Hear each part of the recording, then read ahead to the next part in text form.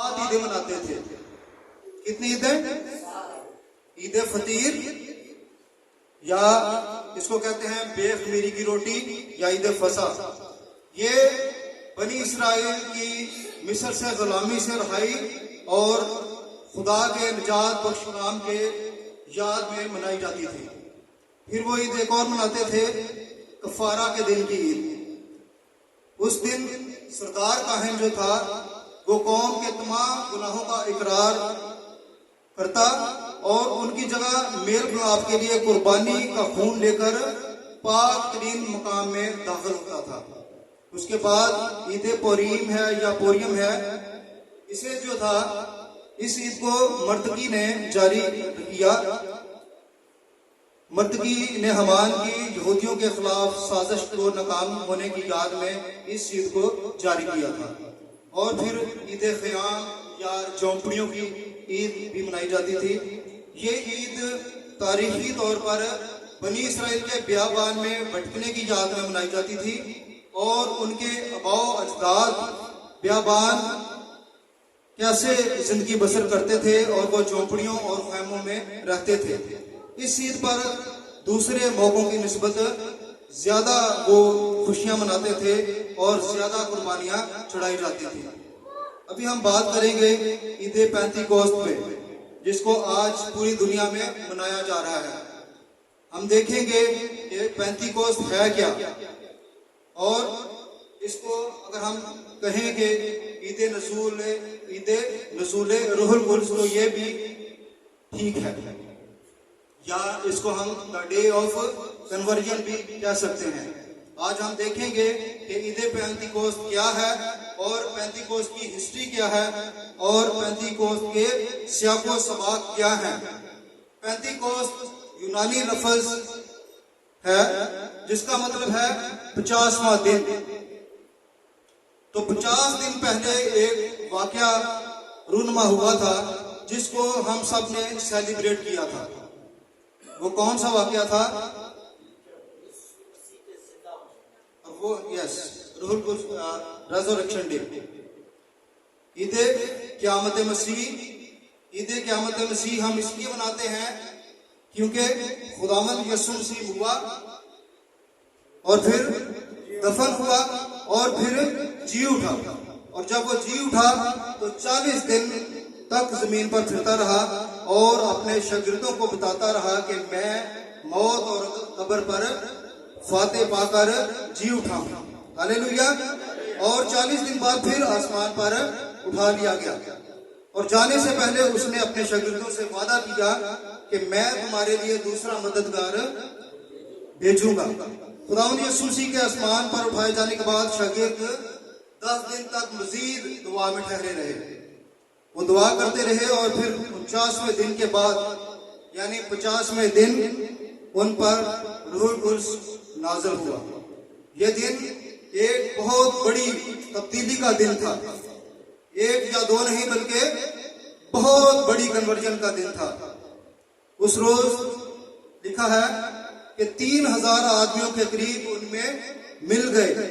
एक ही दिन में बहुत से लोगों ने खुदावंद यीशु मसीह को कबूल किया। हालेलुया। आजकल हम देखते हैं कि हमने कलीसिया कायम करनी होती है तो हमें बड़ा मुश्किल लगता है और हम समझते हैं कि ये कोई आसान काम नहीं है। बहुत से लोग कलीसिया बनाने की प्लानिंग करते हैं। कई लोग ये प्लानिंग कर रहे होते हैं कि मैंने किसके चर्च को तोड़ना है और उसके मेंबर्स को चुराकर अपने चर्च में लेकर आना है। लेकिन खुदावंद यीशु मसीह ने क्या कहा था कि तुम शागिर्द बनाओ। हालेलुया। खुदावंद यीशु मसीह ने क्या फरमाया था कि जाओ और सब कौमों को अपना शागिर्द बनाओ और उनको बाप और बेटे और रूहुल कुद्स के नाम से बपतिस्मा दो। आमीन। इस ईद को हफ्तों की ईद और फसल काटने की ईद भी कहा जाता है। पुराने अहदनामा में खरूज 34 बाब में लिखा है, आप मेरे साथ निकाल सकते हैं।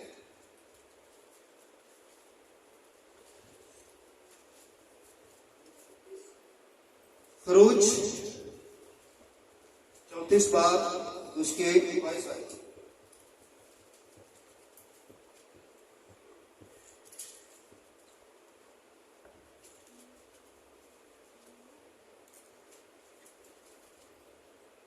लिखा है, और तू गेहूं के पहले फल के काटने के वक्त, हफ्तों की ईद और साल के आखिर में फसल जमा करने की ईद मनाना या माना करना। और उसके बाद एक और हवाला आप देखें कि इस्तिस्ना 16 बाब इसकी 10 आयत में लिखा है,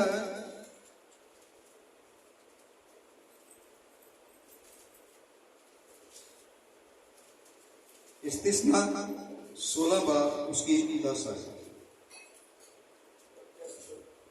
तब जैसी बरकत खुदावंद तेरे खुदा ने दी हो उसके मुताबिक अपने हाथ की रजा की कुर्बानी का हदिया लाकर खुदावंद अपने खुदा के लिए हफ्तों की ईद मनाना। हालेलुया।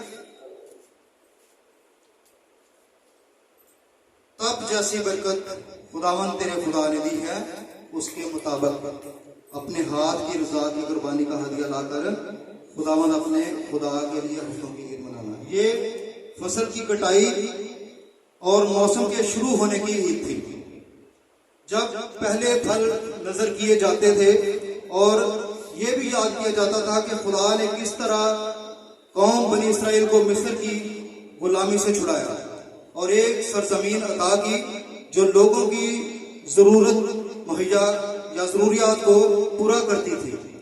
यहूदी अपनी फसल का पहला हिस्सा खुदावन के पास लेकर आते और खुदावन की फसल की कटाई की शुक्रगुजारी करते थे।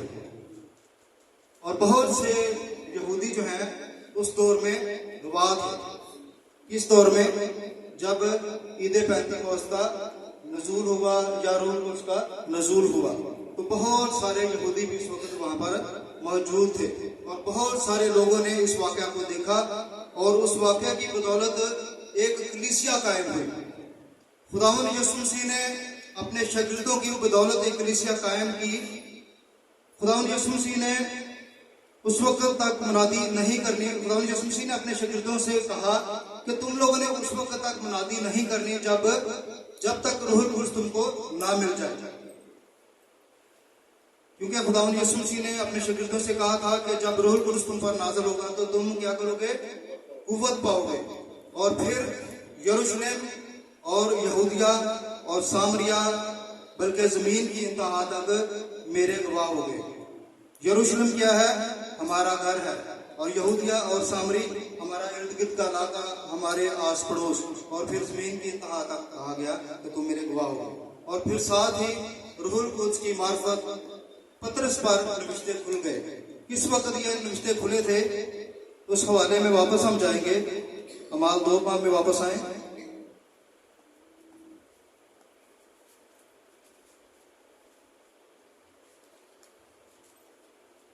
जब लोगों ने ठट्ठा किया और लिखा है कि बाज ने ठट्ठा करके कहा कि ये तो ताजा मै के नशा में है, लेकिन रूहुल कुद्स पतरस पर नाज़िल हुआ और वो नविश्ते रूहुल कुद्स ने उसको दिखाए।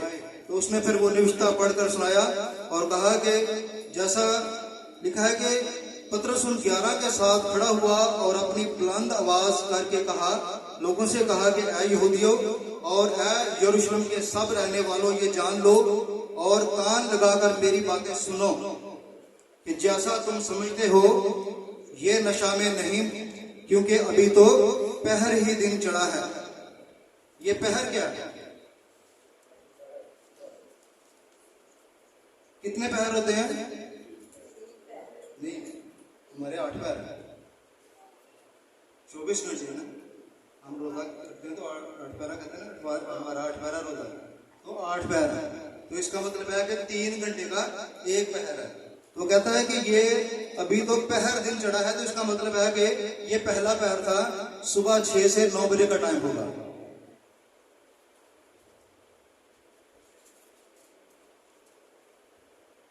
पतरस ने योएल नबी की मार्फत कही गई वो बात, वो सहीफा पढ़ा कि खुदावंद फरमाता है कि आखिरी दिनों में ऐसा होगा। जब उन्होंने ठट्ठा किया तो पतरस ये सहीफा उनको पढ़कर सुनाता है कि आखिरी दिनों में ऐसा होगा कि मैं अपना रूह में से हर बशर पर डालूंगा और तुम्हारे बेटे और तुम्हारी बेटियां नबूवत करेंगी, और तुम्हारे जवान रोया और तुम्हारे बूढ़े ख्वाब देखेंगे।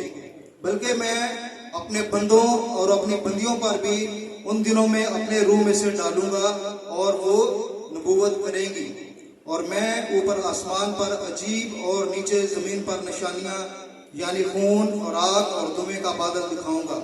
सूरज तारीख और चांद खून हो जाएगा, पेशतर इससे कि खुदावन का जलील दिन आए, और यूं होगा कि जो कोई खुदावन का नाम लेगा निजात पाएगा। हालेलुया।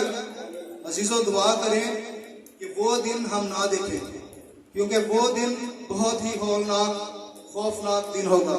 दुआ करें कि उस दिन के आने से पहले खुदा हमें रैप्चर कर ले। हालेलुया।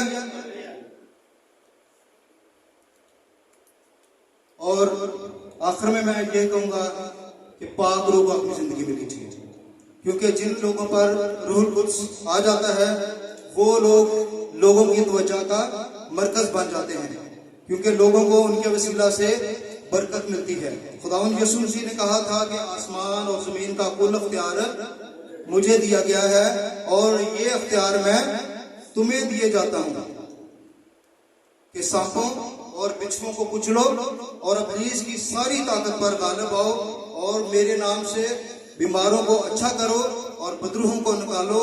तो ये अख्तियार का दिन है। आज का दिन पावरफुल होने का दिन है, और आज का दिन खुदा का दिन है। हालेलुया। तो अजीजों, रूहुल कुद्स को अपनी जिंदगी में लीजिए, क्योंकि रूहुल कुद्स हमें नई पैदाइश का तजर्बा देता है। रूहुल कुद्स हमें सच्चाई का रास्ता दिखाता है।